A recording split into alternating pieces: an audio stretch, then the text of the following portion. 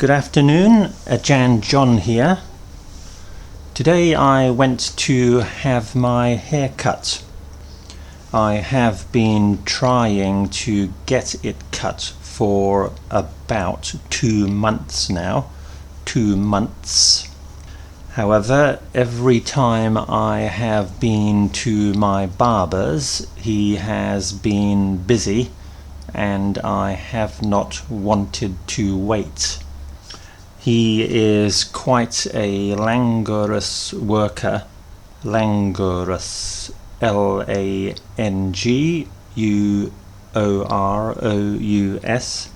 So I know that it's always going to take a long time, and if he already has customers, it's going to be too long for me to wait.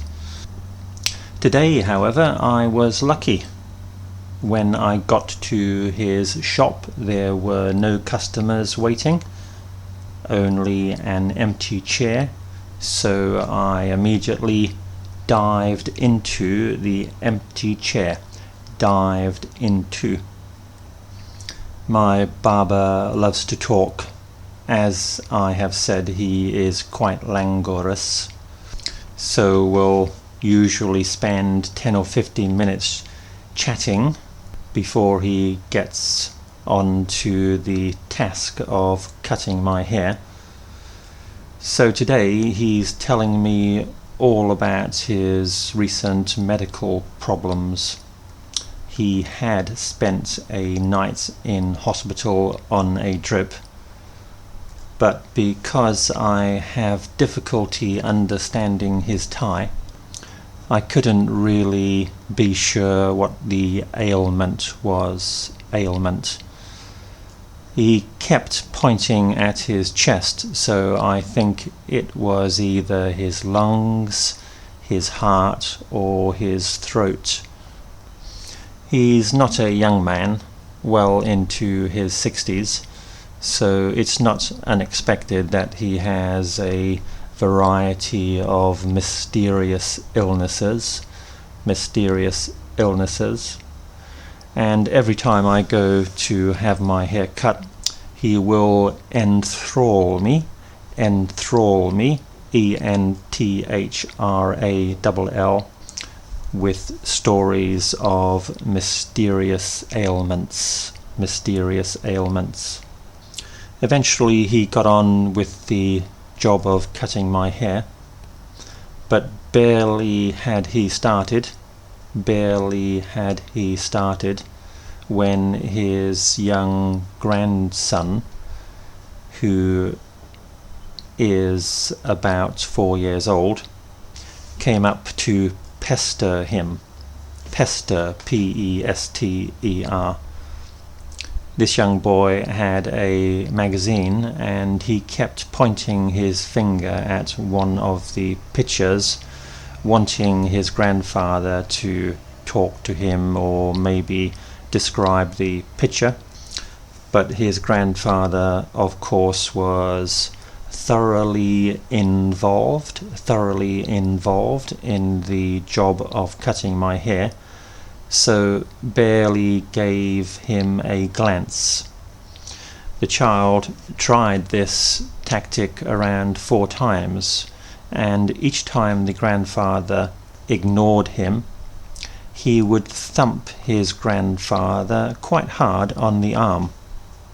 Although he was a very small boy, only 4 years old, the thump, T-H-U-M-P, nevertheless looked quite painful. Eventually the grandfather got annoyed and shouted at his son to stop bothering him,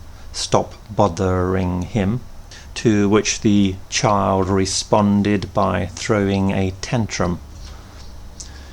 In the picture you can see a child throwing a tantrum. What happens here is the child is angry or frustrated, usually because they cannot get something they want, maybe from their parents. So they then display this very noisy and emotional behavior. They will scream, shout, cry, throw their arms around, and maybe stamp their feet on the floor. Stamp their feet, S-T-A-M-P. I'm sure you have seen this before. It usually occurs frequently with children aged around 4 or 5, and seems to be a phase they go through.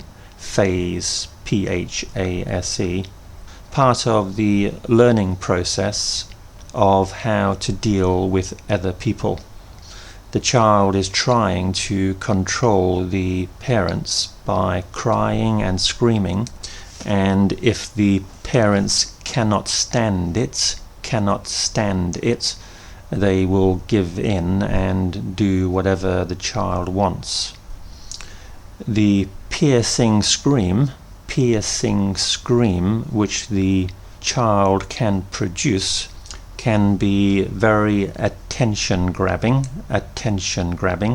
and painful to the ears of other people. I wanted to put my fingers in my ears because the noise was so dreadful, but as I was in the barber's chair having my hair cut, this was not possible. The child paused for a moment while he sucked in more air, ready for an even louder scream, and I thought I could feel the shop shaking with the power of his lungs. The thought came to my mind, thank God I don't have any kids. Although I am not new to this experience, I have seen this 1,000 times, either in children in public places or with my own nephews and nieces. The grandmother came on the scene now and was more stern and strict than her husband. Stern and strict. Stern, S-T-E-R-N. So she picked up a stick and hit the child, to which the child of course screamed even louder. It's very difficult to know how to deal with a child in this situation, but every parent has to go through it and learn appropriate techniques. When they are really fed up, then they will resort to violence or anger, but when they are calm, they will try explanation and negotiation. This is quite a painful period for the child, the time when they are beginning to learn that they cannot control the adult world. When they are small babies, they can. Just by crying, they can get the attention of their parents, especially the mother. But as they get older and their desires get more complicated and demanding, the parents will begin to resist. Partly, of course, because they have to teach the child appropriate and inappropriate behavior and what is reasonable to desire. This is the period when the child will learn that they are not the center of the world and that other people may sometimes be equally as important or maybe even more important. This is a vital part of growing up and something which continues to develop into our adult lives.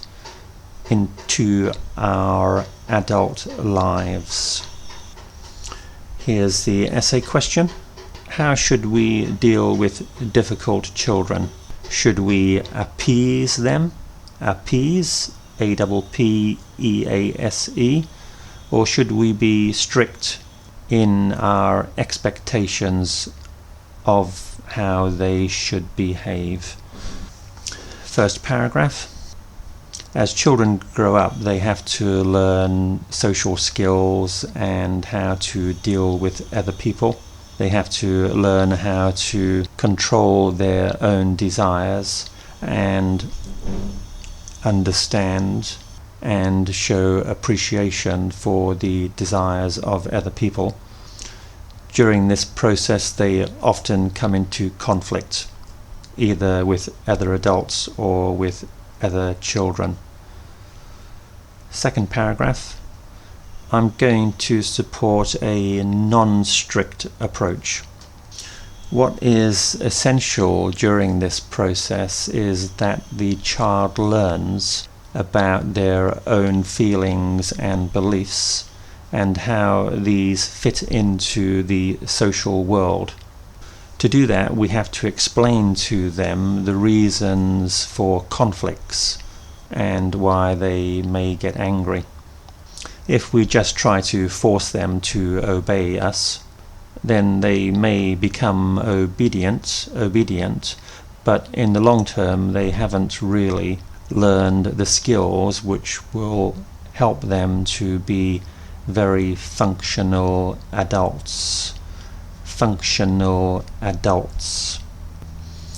For example, my 4-year-old nephew recently threw a tantrum because his sister borrowed his bicycle. He screamed and shouted and even threw the bicycle across the room.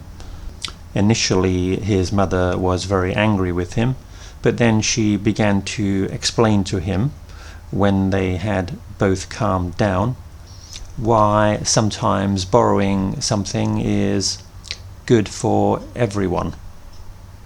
She told him, for example, that sometimes he may want to borrow something from his sister, and she used the example of a toy his sister had which he really liked to play with.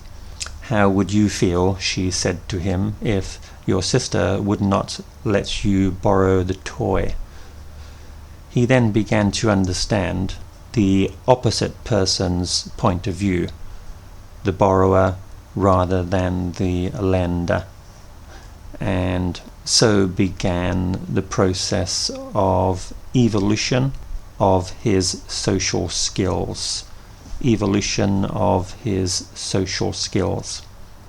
Third paragraph, supporting strictness. On the other hand, sometimes you don't have the time to explain things in details to your child. You may, for example, be in a shopping mall or on a bus, attracting the stare of nosy onlookers. Attract the stare, S-T-A-R-E, of nosy onlookers, N-O-S-Y. In this situation, you don't feel like sitting down and explaining things in detail to your son. You might wait until you get home, but expediency requires you to deal with the problem then and there. So you may have to punish your son in order to get him to obey you. Final paragraph, in conclusion, while we sometimes have to be strict with our children, if we want them to become mature adults, we need to use a process of explanation and negotiation to teach them how to deal with other people. End of the essay. Sometimes we also see adults throwing tantrums. It seems like on the surface they appear to be adults, but inside there is still the child trying to get out, and you can often see this when people are very stressed or worried about something. What about you? Have you ever thrown a tantrum? Thank you and goodbye.